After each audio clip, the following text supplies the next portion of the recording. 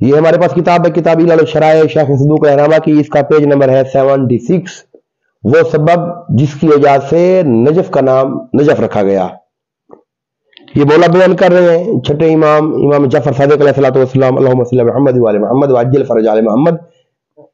مولا فرما رہے ہیں آپ نے فرمایا کہ نجف پہلے ایک پہاڑ تھا، اور یہ وہی پہاڑ تھا جس کے لیے فرزند نوح نے کہا تھا کہ میں پہاڑ پر چڑھ جاؤں گا اور وہ مجھے پانی سے ڈوبنے سے بچا لے گا، اور روئے زمین پر اس سے بڑا کوئی پہاڑ نہ تھا۔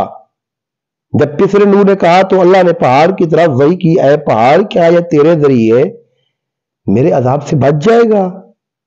یہ سن کر پہاڑ ریزہ ریزہ ہو کر کربلا اور شام کی طرف پھیل گیا، اس کے بعد ایک بڑا سمندر بن گیا، اس کے نام بحر نی یعنی چربی کا سمندر پڑ گیا۔